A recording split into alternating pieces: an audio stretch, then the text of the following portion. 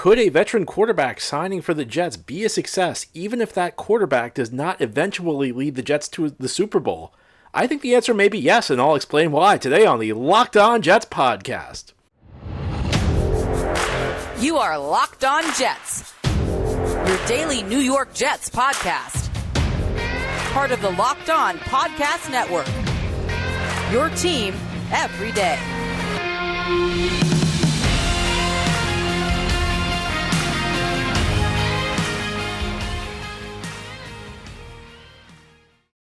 Welcome, this is the Locked On Jets podcast, part of the Locked On Podcast Network, your team every day. It's Wednesday, March 1st, 2023, and I'm your host, John B. from GangGreenNation.com, thanking you for making this show your first listen or first watch every day.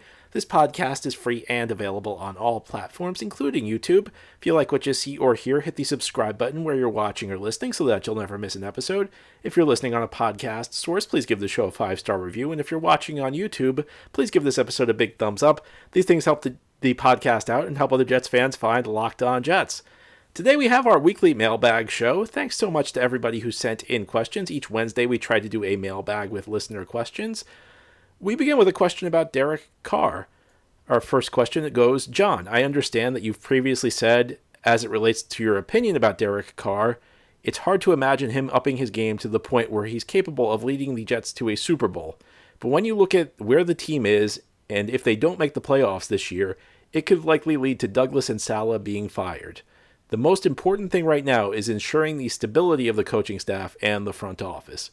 If they both get fired and the team gets torn down, I will lose my mind. Derek Carr is the safest path towards the playoffs and organizational stability.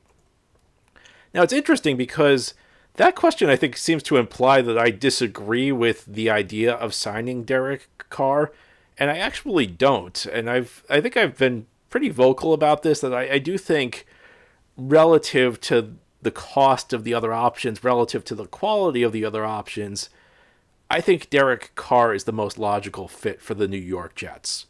It's not that he's necessarily the best quarterback of the bunch. I think you could still say at this point it probably would be Aaron Rodgers, but the problem for me with Rodgers is that the projected price is just too high at this point. I think if the price came down, I could have a very different opinion on this. I don't think the Jets will win a Super Bowl with Derek Carr, but I don't think you could ever rule that out. I mean, all you have to do is look at recent NFL history to show you that you don't necessarily need a great quarterback to win the Super Bowl. The Eagles won the Super Bowl with Nick Foles. Now, obviously, Foles played great in the NFC Championship game and in the Super Bowl that year, and obviously he was a backup quarterback that year, but, it was still Nick Foles.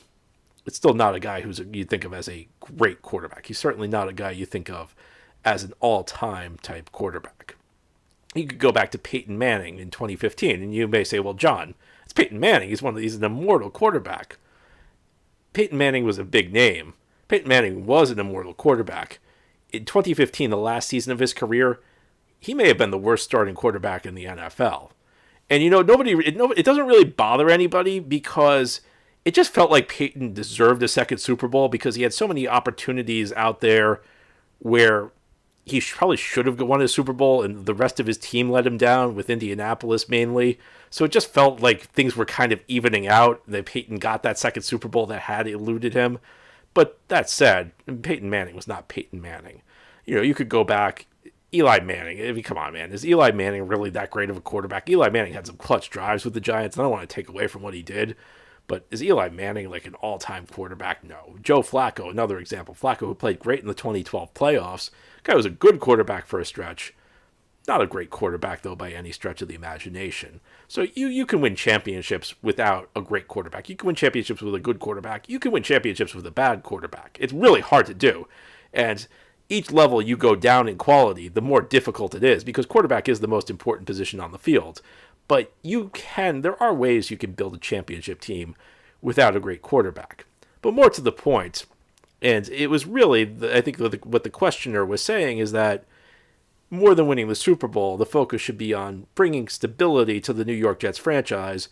And the main point, it seemed like, was if you have a bad season this year, Joe Douglas and Robert Saleh get fired, and that's the worst thing that could happen to the franchise. I'm not sure I necessarily agree with that point.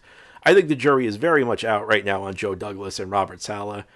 And I think I would have to say at this point, I'm probably becoming more pessimistic on them than I am optimistic. It's weird to say because Joe Douglas just drafted both rookies of the year last year. So it's weird because I'm probably more pessimistic on him than I was a year ago. But the way the team finished the season, the way a lot of the moves have not worked out over the long haul, I think that there are open questions. I'm not ruling either of them out yet, and I agree with the decision to bring them back, give them at least one more year. But, I don't know that stability for the sake of stability is necessarily the best thing for any NFL franchise, not just the Jets, especially when it's still not clear how good Saleh or Douglas really is. But I do think stability is a key from the standpoint that the Jets need some stability at the quarterback position. If they're ever going to turn this thing around, they need to get a guy in there who can play quarterback effectively. So for me, it's less about keeping the coaches, less about keeping the GM. It's just more about getting steady quarterback play. Because if the Jets get steady quarterback play, that will make a big difference. Despite everything I just told you about how you don't necessarily need a great quarterback to win in this league, you do need a solid quarterback typically. I mean, the situations like Peyton Manning, like I mentioned with Denver, that required the Broncos to have just one of the greatest NFL defenses of the last decade. It's tough to do. But if the Jets got in somebody like Derek Carr, who for most of his career has been an above-average quarterback, in a good season for Derek Carr, he's probably on the lower half of the top 10. In a bad season, he's just about league average, maybe a little bit better. And that would be so much better than what the Jets have gotten from Zach Wilson, from Sam Darnold. I mean, Josh McCown, I guess, was okay in 2017. Ryan Fitzpatrick had one good year in 2015. Before that, you had Geno Smith before he was ready, before the Seattle days. You had Mark Sanchez before that. The one Brett Favre year, Chad Pennington in his last legs with the Jets. The Jets have not had good quarterback play. Jets have not had steady quarterback play in a very long time. And I think as much as anything, what you want is somebody who can buy you time to find the right quarterback, because the right quarterback's not available every single year. You don't have an opportunity to draft a franchise quarterback every year. And I think one of the problems the Jets have gotten themselves into in recent years is they've put themselves in positions where they almost had to draft a quarterback. And it was true with Zach in 21. It was true with Sam Darnold in 18. It was true, you go back to Sanchez in 09. Jets had nothing at the quarterback position in any of those years. So they went into those drafts essentially believing that they needed to draft a quarterback, that they had no other choice. And that's how you make mistakes. Because, you look at some of those years, in 21, the jury's very much out on whether any of the quarterbacks drafted after Zach Wilson are going to be good. In 18, it's a different story because you passed on Josh Allen, you passed on Lamar Jackson. But 09, the next quarterback after Sanchez was Josh Freeman. So 2 of those 3 years, it's not really clear that the Jets passed on a quarterback who's going to end up being much better. But they were in a position where they felt like they had to swing the bat and take a chance at the quarterback. You want to be in a position where you don't need a quarterback, but you could take one if he comes to you. And for me, that's really the objective, is to find the stability at the quarterback position so you feel like you're okay going with what you've got. And even if that guy's not going to lead you to the Super Bowl, he can at least get you. It's not that he's going to save Robert Saleh's job. It's not that he's going to save Joe Douglas's job. It's that he's going to get you to the point where you can find the perfect fit for you. And then once you draft him, the guy's not forced into the lineup. You're not going to be forced to play this guy as a rookie, because that's what happened with Zach. It's what happened with Sam. It's what happened with Mark. Even happened with Geno, even though he was a second-round pick. And I'm not, we don't know. These guys may not have panned out. The story may not have been that different had they sat as rookies, but you never know. And I think if you can sit a rookie, if he's not ready, it probably does benefit him. I think every case is different. I don't think that there's any rule that applies to everybody, but I do think there are some quarterbacks who probably would benefit from sitting earlier in their careers. So for me, that's the focus of a Derek Carr. It's not necessarily about winning the Super Bowl. I think you're right on the right path when you talk about stability, but it's not the Saleh, Joe Douglas keeping them stability. It's the stability at the quarterback position where you can win games, you can do well enough, and you can wait for the right draft pick to fall to you. Now, here on the Locked On Jets podcast, we'll turn our attention to the coaching staff. Mike LaFleur, was he a scapegoat for the Jets' problems last year? I think the answer is complicated. I think in some ways you could say yes, in some ways you could say no, and I'll explain what I mean as we continue this Wednesday mailbag edition of the Locked On Jets podcast. This episode of Locked On Jets is brought to you by FanDuel. It's the NFL offseason. In fact, we're going to begin focusing on the draft because the Combine is taking place this week in Indianapolis, and the midway point of the NBA season is also here. And now's the perfect time to download FanDuel, America's #1 sportsbook, because new customers get a no-sweat first bet of up to $1,000. That's bonus bets back if your first bet doesn't win. Just download the FanDuel Sportsbook app. It's safe, secure, and super easy to use. Then you can bet on everything from the money line to point scorers, even threes drained. Plus, FanDuel lets you combine your bets for a bigger chance at a payout with a same-game parlay. So don't miss a chance to get your no-sweat first bet of up to $1,000 in bonus bets when you go to FanDuel.com/lockedon. Again, that's FanDuel.com/lockedon to learn more. Make every moment more with FanDuel, an official sports betting partner of the NBA. Thank you for making Locked On Jets your first listener, first watch every day. This podcast is free and it's available on all platforms, including YouTube. We continue with our weekly mailbag show, and our next question is about our old friend Mike LaFleur. A lot of people view Mike LaFleur as last year's scapegoat. If you paid enough attention, though, there were a ton of red flags. Pretty much all of the Jets' top offensive draft picks of the last few years had issues with LaFleur. Becton was unhappy with him in the 2021 training camp. LaFleur was supposedly too hard on Zach Wilson. Mims and Moore requested trades, and Garrett Wilson called the offense predictable. On top of that, he refused to put players in positions to succeed and maximize their individual talents. A lot of the young skill players failed to develop and actually regressed in their second years. Being an offensive coordinator is more than sitting in the booth and calling plays. Do you agree? I do agree, and I don't really shed any tears for Mike LaFleur. He did a bad job. I think you could say he did a bad job last year. He probably did a bad job the year before. The numbers speak for themselves. The offensive production, especially near the end of the year, as the Jets couldn't win a game, was unacceptable.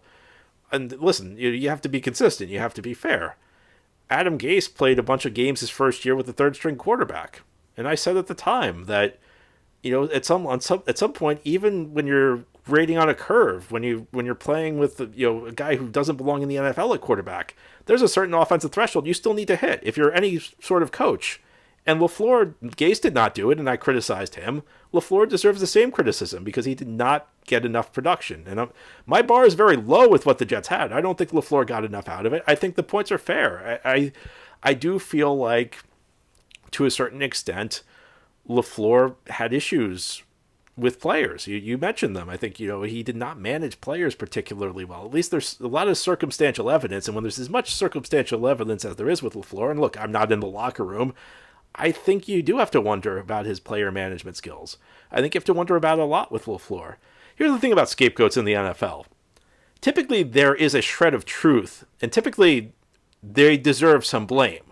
But what happens is they typically tend to take either too much blame, or sometimes they even take the entire blame for things that aren't really entirely their faults. And I think that's what happened with LaFleur, because despite everything I mentioned, I think the Jets' issues were more about personnel than they were LaFleur. Now, LaFleur did not help.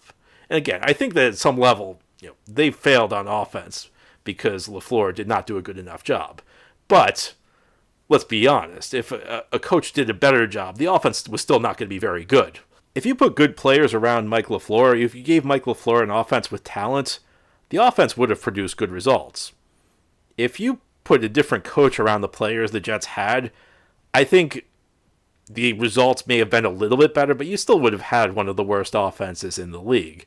So I think it was much more a talent issue, especially at the quarterback position. So I think there's blame to go around. I think everybody has to take some of the grief, and what's happened is I think the perception has been that LaFleur was the number one problem. I think the perception was that if you had different coaches around this offense, the Jets would have been a successful unit, that they would have been above average. That I don't think is fair. And, you could go down the list of Jets scapegoats. Mike Tannenbaum deserved to be fired in 2012, but there were bigger issues. There were other issues with the team other than Mike Tannenbaum. John Idzik in 2014 took most of the blame when there were other issues around him. Todd Bowles, when he was fired, there was a lot of thought that Mike McCagnon was actually a good GM and Todd Bowles was sabotaging him. which of course was not the case. So the thing about scapegoats is they typically deserve a portion of the blame. They typically deserve even a large portion of the blame. But what happens with them is they just take too much, where it's viewed as they're the only problem, that if you just get rid of them, everything would be fine. And that's not really the case. And I don't think it's really fair to say that. I don't think it's fair to say it about LaFleur. The issues were much more pronounced than LaFleur. So I guess that's my take on him, that he did not do a good job. I think that you can find a middle ground where you can say LaFleur did not do a very good job, but there were also bigger problems than him, and that's kind of where I stand on this. Our next question: of all the positions we need to fill this offseason, quarterback, offensive line, safety, defensive tackle depth, and another playmaker, which positions would be better filled through the draft and which would be better filled through free agency? Quarterback seems like a no-brainer through free agency, but would a developmental quarterback make sense later in the draft too? Well, quarterback's interesting, and I understand why they're going to go with a veteran. First of all, I think they believe that they can win. And second of all, and I think this is the more pressing reason, Robert Saleh and Joe Douglas know their jobs are on the line. And if your job's on the line, you want to go with a guy you can trust, a guy who's not going to have growing pains. So they're going with the veteran at quarterback. But it kind of seems funny to me because for all these years, the Jets have had these hopeless rosters, and they've thrown these young quarterbacks into these hopeless situations and just prayed that the young quarterback could be the savior. They did it with Zach. They did it with Zach wasn't as bad as Sam, but they did it with Zach to an extent. They did it with Sam. They did it with Geno. And now they actually have a roster that probably could support a young quarterback, or at least a young quarterback who was capable enough. Obviously, Zach did not pan out. Year two, Zach had some pieces around him and just could not make it work with them. And now we're going for the veteran. Now we're finally in a situation where the Jets have the infrastructure. It's kind of odd that they're going with the veteran in that sense. I understand why they're doing it because, again, you got people with jobs on the line. So these guys don't really have the luxury of waiting for a young quarterback to develop because they'll go through the growing pains year one and they'll be out of a job, and somebody else will reap the benefits of that if they're fired. But I guess they're going to go. They're going to go quarterback. I absolutely think the Jets should still be drafting a quarterback. I don't think you go into the draft with the mindset that we're definitely drafting a quarterback no matter what. But if there's somebody who's good enough, who you like, who matches up with where you're drafting, then I don't think you should hesitate to pick him, because no matter who the Jets sign, they're going to need a long-term young quarterback on this team to develop. So I don't have an issue with the Jets also drafting a quarterback this year. Offensive line is going to be tough unless, Orlando Brown becomes available. I don't know how the Jets address their tackle position. You could argue McGlinchey from San Francisco. I think offensive line is probably going to have to be through the draft. Plenty of mock drafts have the Jets picking a tackle at 13 overall. As far as the other spots go, safety, defensive tackle, there are a couple of good safeties in the draft, but those are spots where you can usually find a credible player for a reasonable price in free agency. So I probably lean more free agency at those positions. And then finally, a playmaker.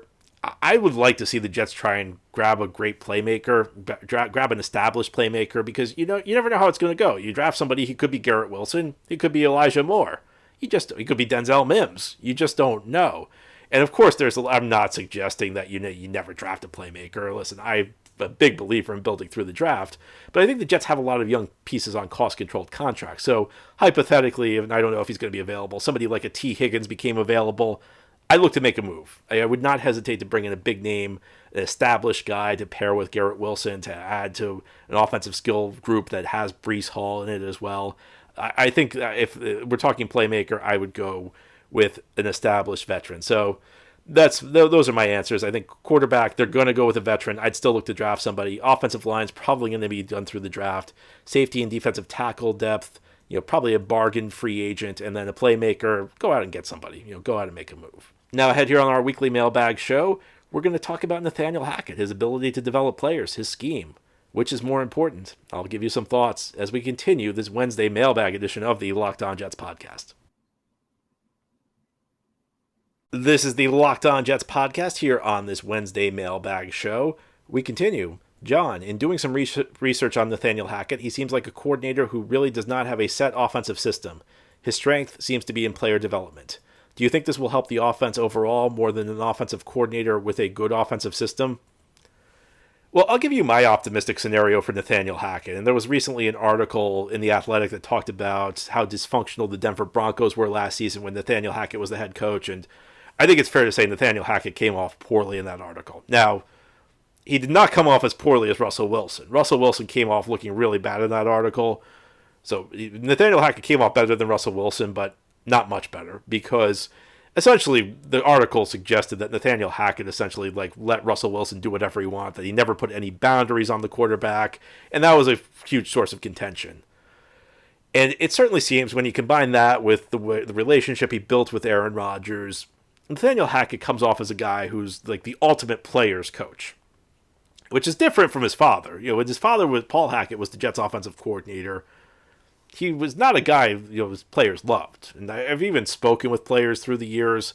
Actually, before the podcast, I did a couple interviews on my website, which are published. I published the transcripts before I had the podcast. And, there was even a player or two who said that, they really did not like Hackett very much, Paul Hackett. Nathaniel Hackett seems like the ultimate player's coach.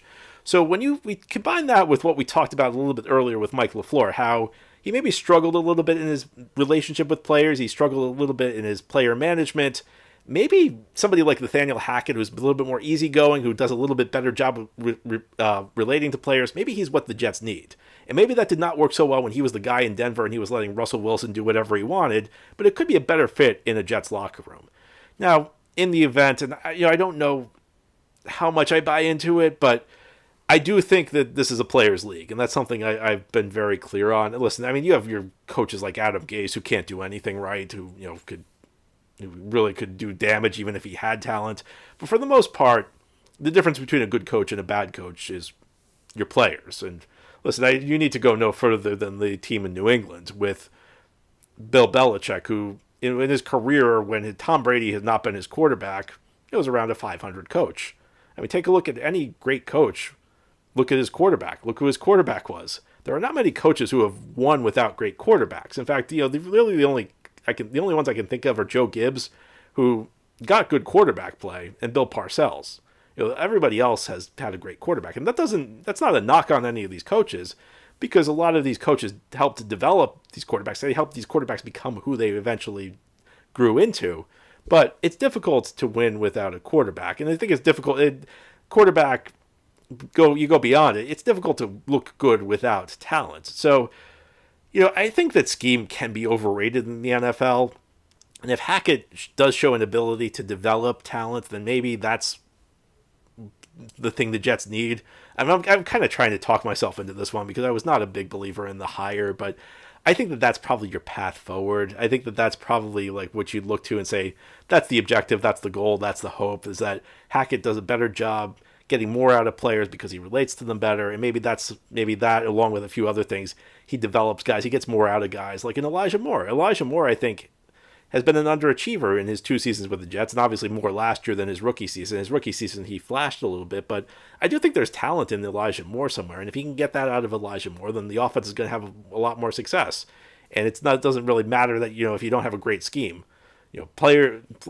Any play you call is almost, unless it's really poorly designed, but almost any play you call in the NFL has a chance of succeeding if your guys execute. And so frequently, coaches get crushed because their players fail to execute. People say, this is a dumb call. Why'd you do it?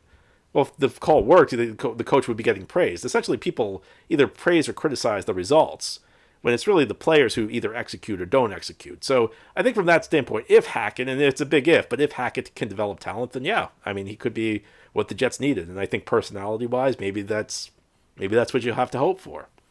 Anyway, that's all for today's episode. This has been the Locked On Jets podcast, part of the Locked On Podcast Network. Your team every day is our motto. As always, if you enjoy the show, hit the subscribe button where you're watching or listening so that you'll never miss an episode. If you're listening on a podcast source, please give the show a 5-star review. And if you're watching on YouTube, please give this episode a big thumbs up. These things help the podcast out and help other Jets fans find Locked On Jets. Have a great Wednesday, everybody. We'll be back tomorrow to talk more Jets.